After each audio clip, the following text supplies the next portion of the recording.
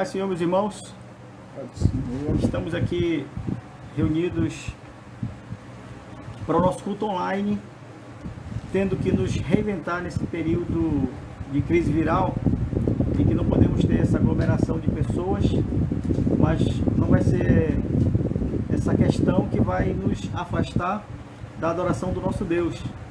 E hoje nós temos aí a nossa primeira experiência, ainda um pouco conturbada, mas com toda certeza estamos para adorar o nosso Deus.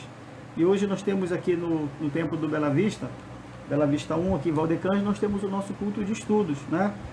E nós estamos estudando o livro de Atos dos Apóstolos. E o assunto de hoje, nesta noite do dia 25 de março de 2020, né? Nós temos aqui o assunto é a conversão de Paulo, né? Nós vamos encontrar a nossa referência bíblica lá no livro de Atos, no capítulo 9, e vamos ler do versículo 1 ao versículo 9. Se você quiser nos acompanhar em casa, pedimos também que você reúna a família, né? Chame os irmãos que possam congregar aí na sua casa com você e ter essa participação diferenciada hoje. É um culto diferente. Estamos nos reinventando nessa atual circunstância. Amém? Muito bem, meus irmãos. Atos, capítulo 9, versículo 1 até o versículo 9. Diz assim a palavra do Senhor. E Saulo, respirando ainda ameaças e mortes contra os discípulos do Senhor, dirigiu-se ao sumo sacerdote e pediu-lhe cartas para Damasco, para as sinagogas, a fim de que se encontrasse alguns deles, alguma daquelas seitas, quer homens, quer mulheres, os conduzisse presos a Jerusalém. E indo no caminho, aconteceu que, chegando perto de Damasco, subitamente o cercou um resplendor de luz do céu, e caindo em terra, ouviu uma voz que lhe dizia: Saulo, Saulo, por que me persegues? E ele disse: Quem és, Senhor? E disse o Senhor: Eu sou Jesus, a quem tu persegues. Duro é para ti recalcitrar contra os agrilhões. E ele, tremendo e atônito, disse: Senhor, que queres que eu faça? E disse-lhe o Senhor: Levanta-te e entra na cidade, e lá te será dito o que te convém fazer.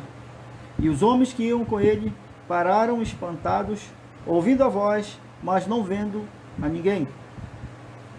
E Saulo levantou-se da terra e, abrindo os olhos, não via a ninguém, e guiando pela mão, o conduziram a Damasco. E esteve 3 dias sem ver, e não comeu e nem bebeu. Louvado seja o nosso Senhor. Vamos orar. Soberano e eterno Deus, Pai de nosso Senhor e Salvador Jesus Cristo, te louvamos pela tua palavra lida, Senhor.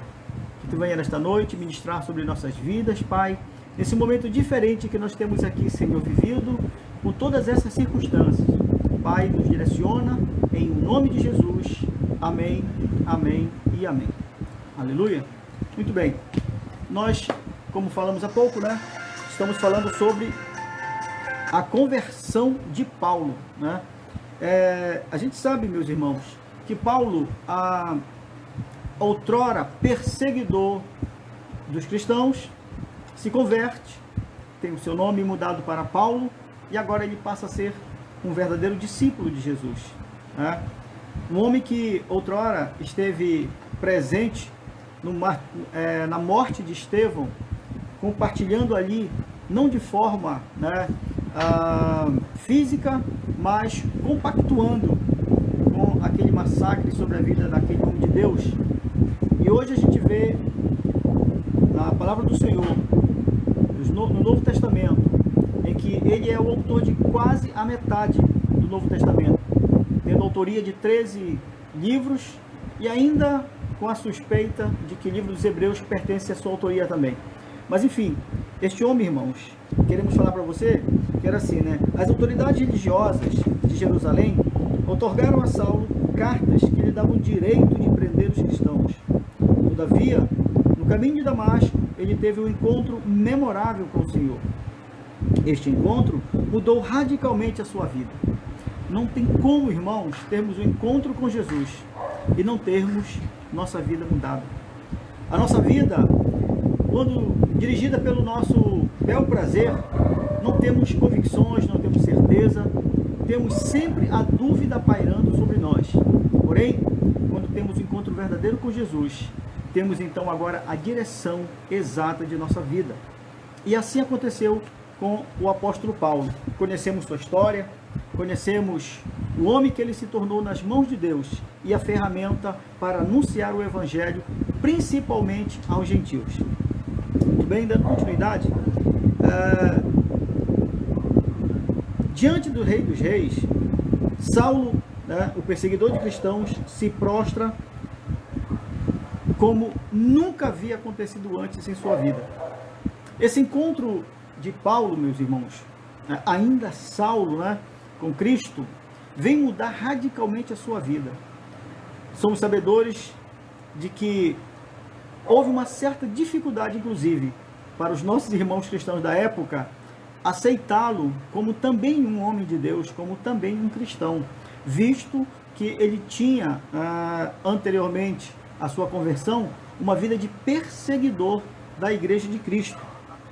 Um dia todos terão que se curvar diante de Jesus.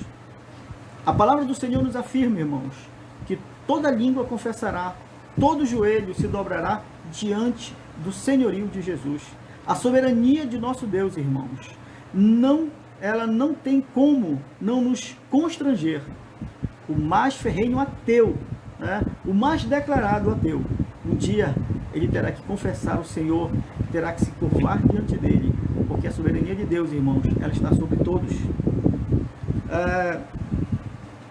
Embora cego, Saulo sai daquele encontro transformado e enxergando a realidade. Esse novo homem ficou 3 dias sem comer ou beber nada, certamente pensando em tudo que lhe aconteceu. Mais tarde, Paulo soube o que é padecer pelo Senhor. Por intermédio desses vasos escolhidos, a igreja tornou-se basicamente gentia.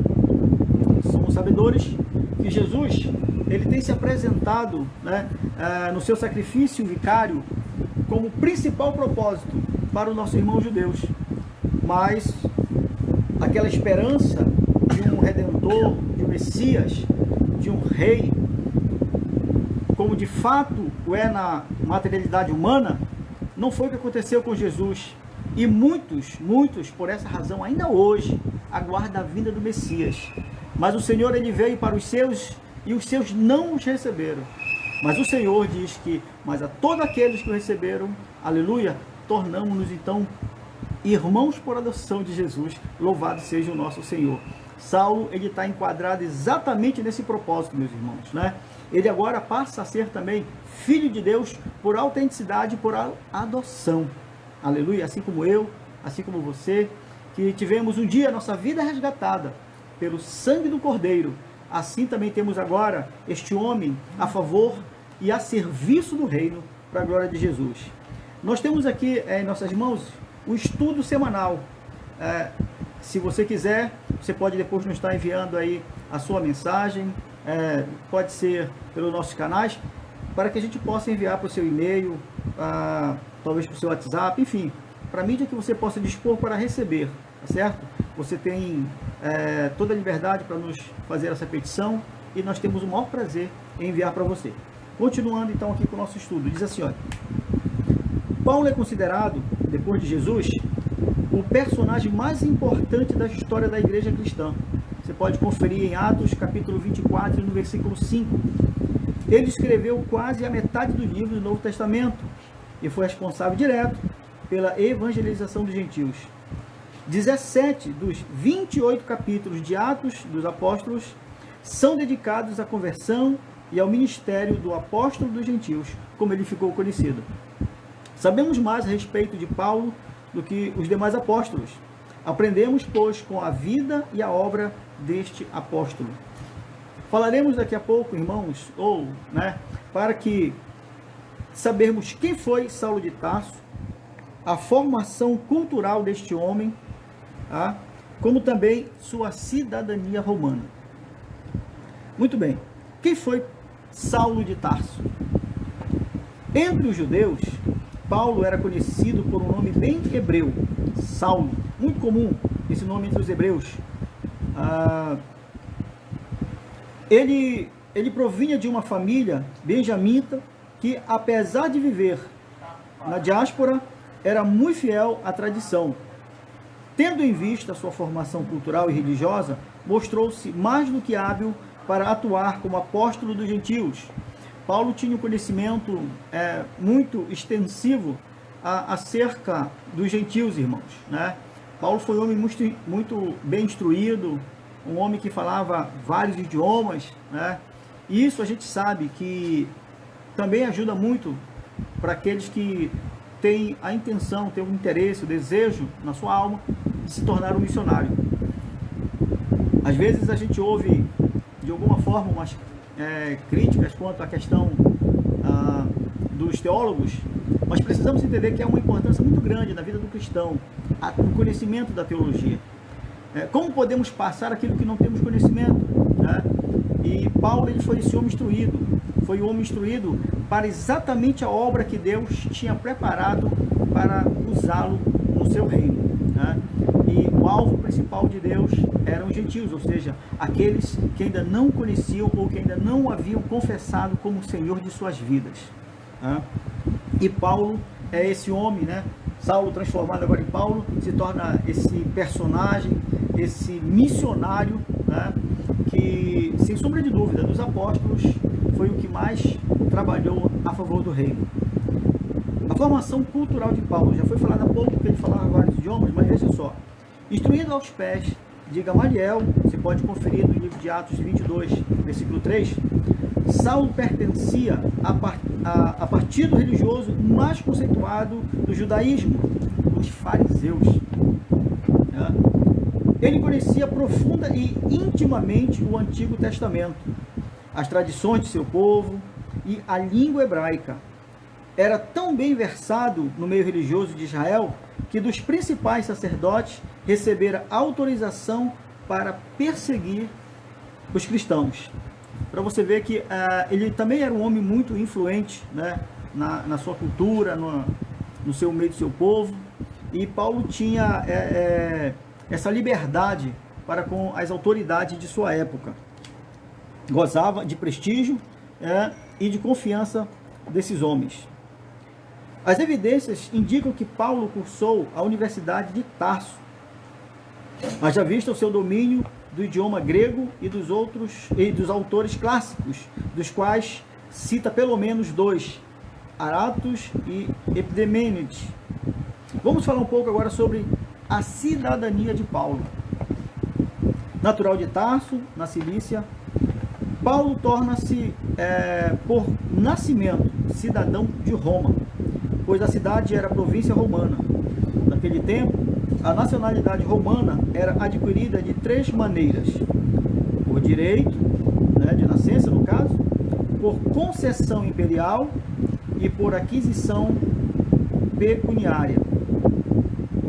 Embora conhecesse muito bem os seus direitos como romano, era-lhe a cidadania celeste que mais lhe interessava. Paulo, ele usa, por determinado momento, irmão, de uma de suas prisões, de sua cidadania, né, para obter a sua liberdade. Há uma ocasião em que, quando ele é preso e então se descobre que ele tem a cidadania romana, tentam, né, as autoridades, para se livrar de Paulo, liberando das prisões, simplesmente dispensando e mandando que fosse embora. Ele, porém, reconhecendo seus direitos, ele exige, veja só, que esta cidadania lhe seja respeitada, né? E ele faz valer agora esse poder que lhe é a favor. E isso nos dá uma lição, irmãos, de que nós também temos uma cidadania celestial. Nós vivemos esse momento agora, né, como falamos no início, dessa crise viral. E claro que nós não vamos ser tolos de nos expor, fazermos desafios que não podemos ter a convicção plena, né, de salvação, mas podemos combatê-la também, né, porque temos uma cidadania celestial, uma cidadania que nos garante vida eterna. Essa cidadania, irmãos, que um dia nós estaremos desfrutando com o nosso Senhor Jesus Cristo. Nós precisamos estar aptos para esse momento do arrebatamento. Como é que nós estamos vivendo hoje? Como é que está a sua vida hoje diante de Deus? como você tem conduzido sua família, como você tem se comportado diante da sociedade que tem olhos para nós como luz do mundo e sal da terra. Nós precisamos estar atentos para isso, irmãos. Saulo ele faz valer sua cidadania, a princípio por seus direitos naturais de um cidadão romano, mas nós podemos também fazer valer nossa cidadania celestial. Afinal de contas, irmãos, estamos aqui nos preparando para um dia nos encontrarmos com o nosso Senhor e Salvador. Amém? Vamos falar agora um pouco sobre a conversão de Paulo, irmãos. A conversão de Paulo está marcada em 3 capítulos de Atos dos Apóstolos, né? No capítulo 9, dos versículos 3 a 18, no capítulo 22, dos versículos 6 ao 21, e no capítulo 26, dos versículos 12 ao 18. Você pode depois procurar na sua Bíblia. Vejamos os relatos segundo o desenvolvimento cronológico dos fatos. É claro que o nosso tempo não nos permite nos prolongar, né, de forma demasiada, mas por isso eu lhe peço que faça depois a sua solicitação do seu material de estudo. Mas vamos lá. O encontro com Jesus. Como aconteceu? Como se deu? Saulo solicita autorização aos principais sacerdotes a fim de perseguir os discípulos de Cristo que se achavam em Damasco. Já próximo da cidade, ele e seus companheiros são envolvidos subitamente por uma luz do céu, e muito mais forte que o sol, né? A luz de Cristo. Há momentos na nossa vida, irmãos, em que nós temos esse encontro com Jesus. Isso não foi diferente na minha vida, com certeza não foi diferente na sua vida, que já confessou o Senhor Jesus como Deus único de sua vida, né? Não temos como resistir a essa luz. A minha conversão, ela se deu no momento de minha juventude, ali por volta dos meus 19 anos, em que a priori, a princípio, não entendíamos, né, qual era aquele propósito, qual era aquele desejo do coração, mas que com o passar do tempo nós fomos aprendendo a servir a esse Deus, a entender que a conversão do homem ela é necessária. Conversão, ela vem do verbo converter, ou seja, mudar o rumo, mudar a rota, né? E quando temos uma vida que não vem segundo os propósitos e princípios de Deus, nós precisamos dessa conversão. Paulo estava vivendo exatamente este propósito na sua vida, de fazer valer a sua vida a seu bel prazer, como ele entendia que deveria ser. Mas nós sabemos que nós temos um Deus que nos direciona, um Deus que tem propósitos, um Deus que tem projetos para nossas vidas, irmãos, né? E nós precisamos desse encontro com Ele, precisamos entender que a luz do Senhor sobre nossas vidas ela é necessária para que a vida obscura, aquela vida que nós temos de incertezas, ela se torne vidas com certezas e propósitos definidos. É o que o nosso Deus, irmãos, Ele tem para cada um de nós. Saulo ele tem sua vida mudada nesse encontro com Jesus. Ele está a caminho, né, como diz a palavra do Senhor, a caminho de Damasco, para perseguir, para prender os cristãos ali, irmãos, né? O propósito de Paulo, irmãos, ao perseguir os cristãos, não é que ele fosse aquele homem impiedoso, por querer até defender Deus, né? De o que os antigos principalmente cultuavam muito, sobre não usar o nome do Senhor nosso Deus em vão, ele se preocupar com esta questão. Mas o fato é que ele estava fazendo como ele bem entendia. E nossa vida, no momento que nós entregamos para Cristo, e ele próprio, Paulo, mais adiante, ele diz, olha, não mais vivo eu, mas Cristo vive em mim. A nossa vida ela deve ser exatamente desse propósito, em que nós não temos mais o que nós chamamos aqui, né, de livre-arbítrio.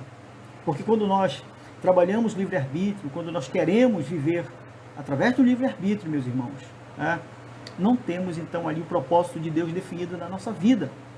Para que esse propósito de Deus, de fato, prevaleça em nossa vida, devemos abrir mão, né, do nosso, o que nós temos aqui atualmente como livre-arbítrio.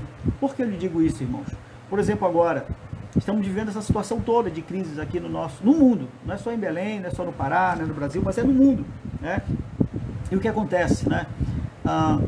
Se fôssemos querer levar ao nosso prazer, estaríamos todos aí relaxados, sem se preocupar, mas a coisa não funciona assim, né? Nós temos compromissos, temos nossas responsabilidades, né? Que para muitos esse é o momento agora de relaxar, e não.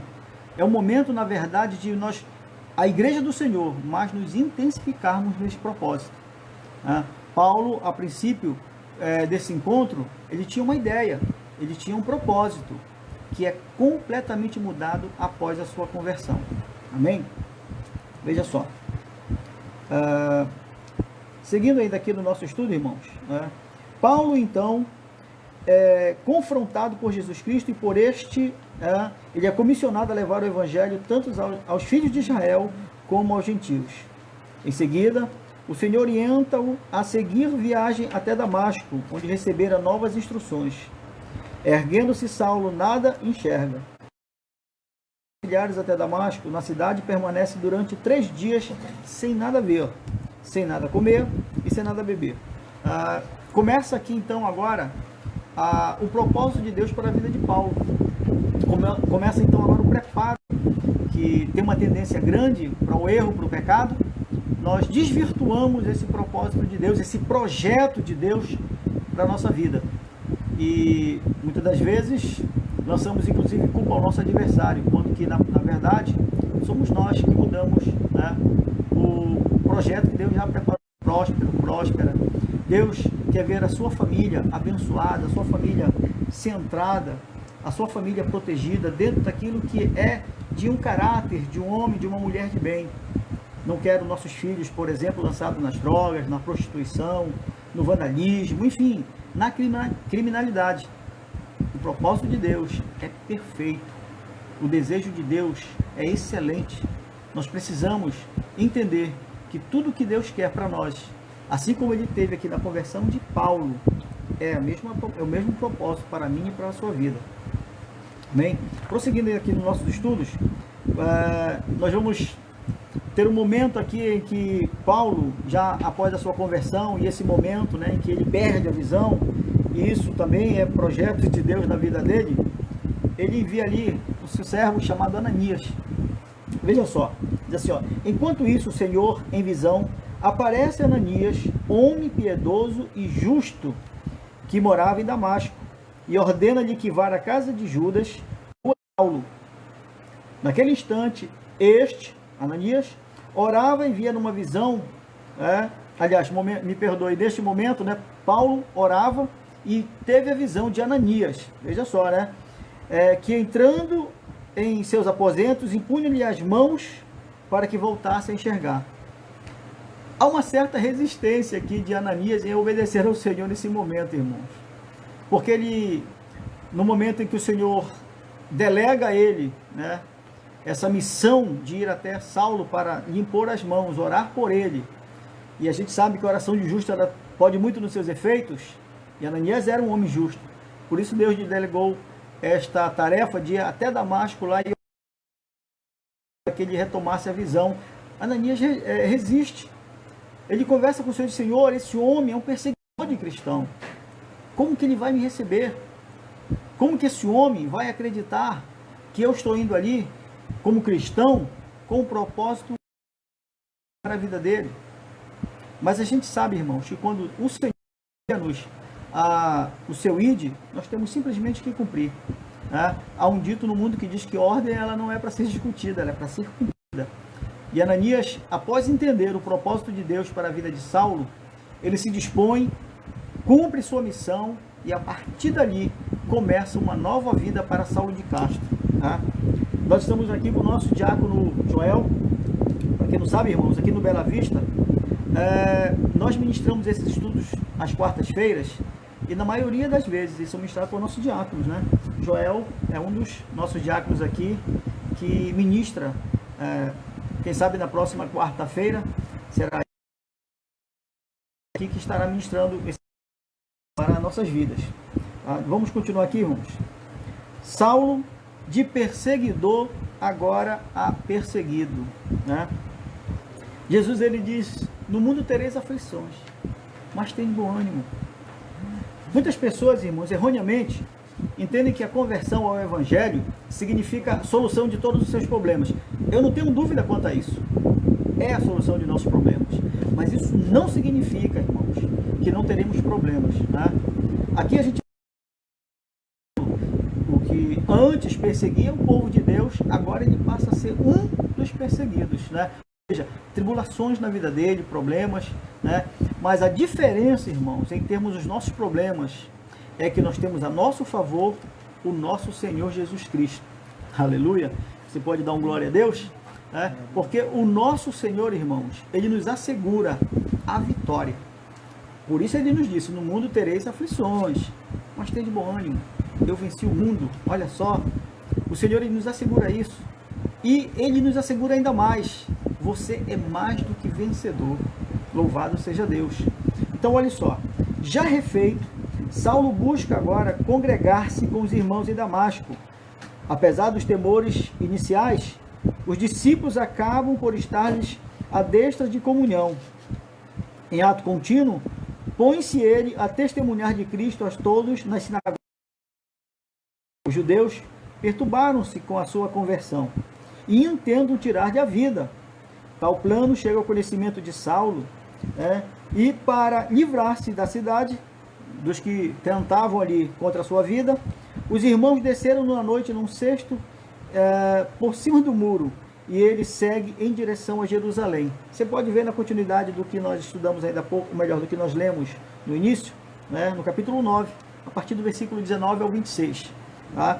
A gente vê aqui, irmãos, o princípio da conversão de Saulo, como foi difícil, para ele, como também não é diferente para nós, irmãos. Eu lembro que no começo de minha conversão, eu tinha uma ideia definida do cristão.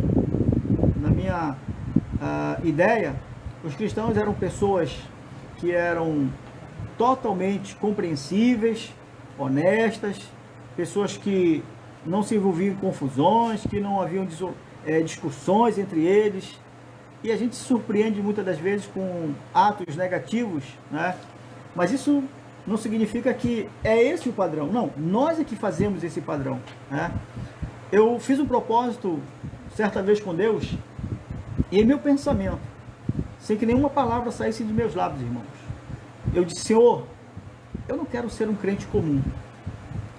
E 20 anos depois desse propósito, irmãos, eu estava no gabinete pastoral com, a época, meu coordenador de bairro, o pastor Benjamin Ângelo de Souza, e o Senhor tomou e me fez essa pergunta. Aliás, ele me confrontou, na verdade, e disse: Pastor Henrique, você lembra? Você fez um propósito com Deus. Você disse que não queria ser um crente comum. Louvado seja Deus. Irmão, nesse momento, não contive as emoções, lembrando daquele momento em que não tratei dessa palavra com ninguém. E ver a ferramenta que Deus me tem feito em suas mãos. Louvo a Deus por isso, irmãos. Tenho o prazer imensurável de servir a Ele, de estar ao dispor do meu Senhor para servir a sua igreja, irmãos. Mas não foi fácil, não é fácil. Quando nós nos dispomos, irmãos, a servir, nós temos que entender que não é para sermos servidos de fato. Servo, verdadeiramente, ele apenas serve, irmãos. E nada que nós conquistamos é para honra e glória nossa. Não, absolutamente. Tudo para honra e glória do nosso Senhor. Paulo se tornou o homem que foi, irmãos, um homem que tem o maior número de livros escritos no Novo Testamento, na Bíblia, mas nem por isso ele se vangloriou, falando vários idiomas, tendo um conhecimento excelente, mas nem por isso podemos ver em Saulo, ou melhor agora em Paulo, nenhuma ação, nenhum ato que venha desvirtuar a qualidade, veja só, de um cristão para a sua própria glória, absolutamente. Glória do Senhor. O que nós conhecemos da história de Paulo, tudo, irmãos, para a honra e glória do Senhor Jesus. Propósito da vocação de Paulo, veja só. Os objetivos de Jesus, ao confrontar Saulo na estrada de Damasco, são claros nas 3 narrativas de sua conversão de Atos dos Apóstolos. Inclusive os capítulos para os irmãos estudarem.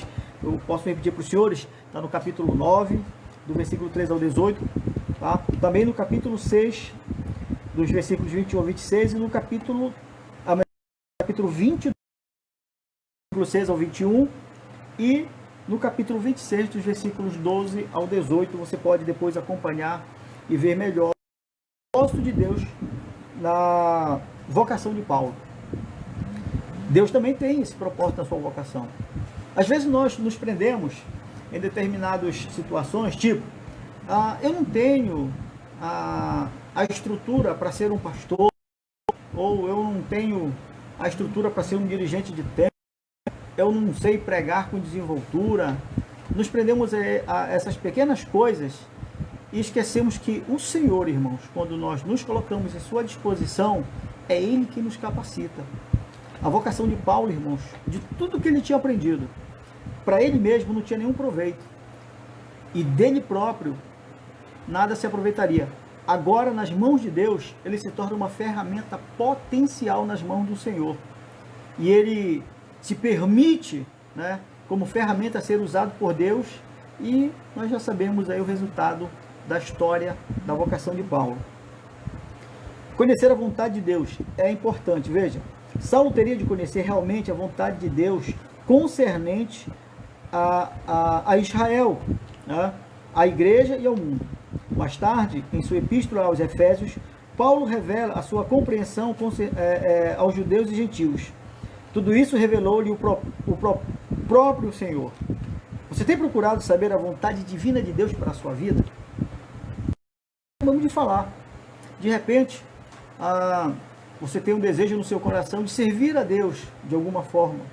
Pergunte a Ele. Diga, Senhor, qual o propósito que Tu tens para a minha vida? Em que posso servir-te? Em que posso servir a Tua igreja? Às vezes, irmãos, são coisas mínimas. Coisas que são quase invisíveis aos olhos dos homens, mas que diante de Deus são grandes. Você quer ver um exemplo? Limpar o templo. Quase não percebemos as pessoas que limpam o templo. Quando nós chegamos no templo, o templo está limpo, está cheiroso, está pronto para nós cultuarmos a Deus, mas nós não sabemos para alguém lá preparar. E isso, irmãos, quando fazemos com prazer para o Senhor, não importa se alguém percebe, se o pastor está observando, se alguém está observando, é que está registrado nos autos. Aleluia! E lá, irmãos, ninguém pode riscar, certo? Assim como também levarmos a palavra do Senhor, levarmos aos nossos vizinhos, levarmos aos nossos amigos, nosso colega de trabalho. Tudo isso, irmãos, são formas que o Senhor ele tem, que querendo nos propor, mas precisamos conhecê-lo melhor. Precisamos nos entregar de forma mais completa para Deus. Nos entregar sem reservas. Senhor, eu quero conhecer o Teu propósito para a minha vida, Senhor. Eu quero saber, Senhor, de Ti, em que eu posso ser útil. E você pode estar certo do que eu vou lhe falar. Ele vai te revelar. Aleluia. Tornar-se ministro e testemunha de Jesus. Veja só, né? Eram os propósitos da vocação de Paulo, tá, irmãos? Consciente de sua vocação, Paulo põe-se a testemunhar de Cristo, não somente diante dos gentios, mas também perante Israel. Ele faz apologia do Evangelho antes aos reis e filósofos. É um verdadeiro campeão de Deus, né? Como está o seu testemunho cristão? Será que, depois do que nós falamos ainda há pouco, naquilo que você tem ou pode vir a ter como vocação, mas será que o seu testemunho, ele pode te levar a isto?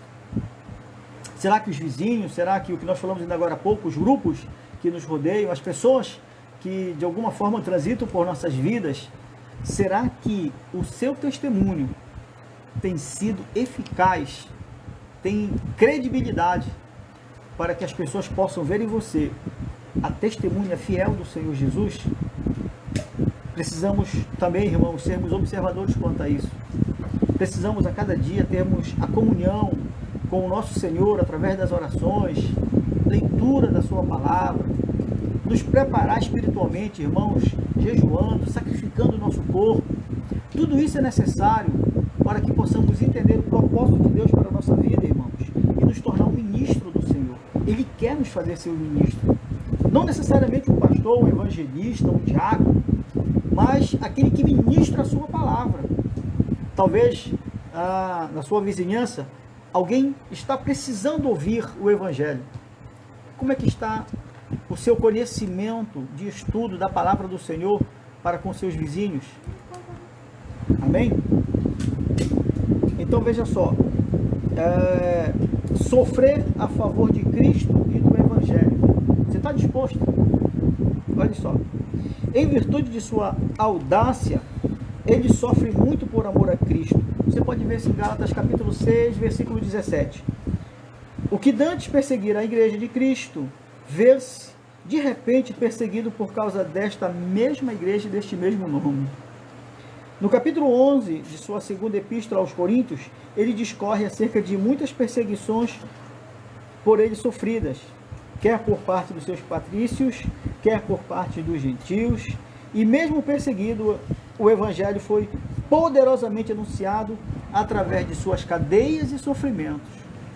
A gente sabe, irmãos, que de todos os apóstolos, nenhum sofreu tanto quanto Paulo pelo evangelho, a ponto deste homem chegar, digo eu, num certo privilégio quanto à morte. Veja só, quando muitos homens que temem a morte, e outro dia no templo, né, nós falávamos aqui no Bela Vista, se as pessoas temessem tanto o inferno como estão temendo essa gripe viral, irmãos, era garantida a nossa salvação.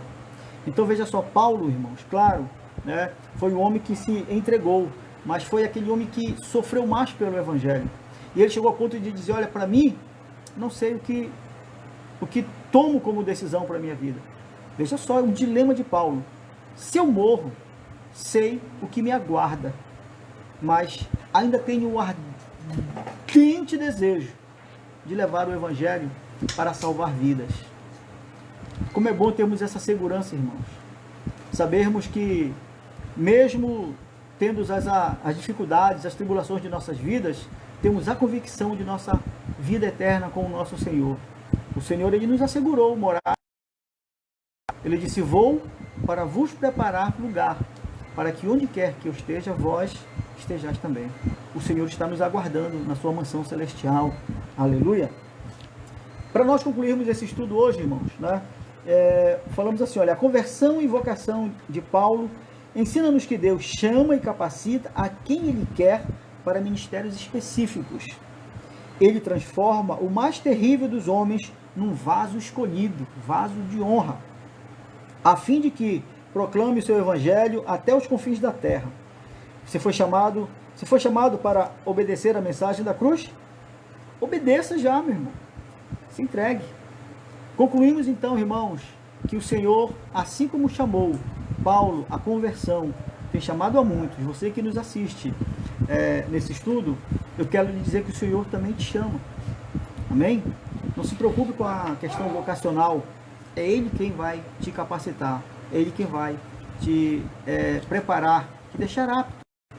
Nada do que você vier a enfrentar, nada, pode anotar o que eu estou lhe dizendo, será maior do que as forças que você tem, as forças que o Senhor lhe dá. Amém? O nosso Deus, na sua proporção de bom, Ele também é justo. Louvado seja o nome do Senhor. Nós concluímos esse estudo, irmãos, né? Pedindo a Deus que conserve nossas vidas a serviço do reino. E também quero dizer para você que, por esse período agora em que nossos cultos estão suspensos, né?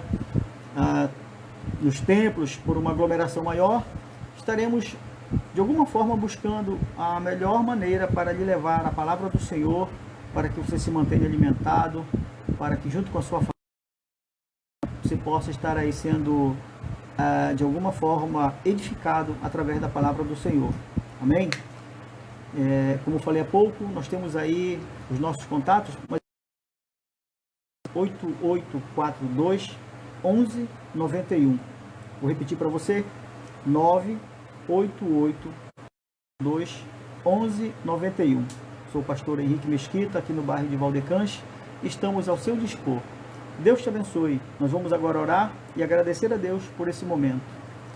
Soberano e eterno Deus, Pai de nosso Senhor e nosso Salvador Jesus Cristo, estamos aqui, Senhor, orando a Ti, em uma só voz, Senhor, intercedendo pelas vidas, Senhor, pelas famílias, neste momento tão conturbado, Senhor, que muitos, Senhor, até temem por sua vida.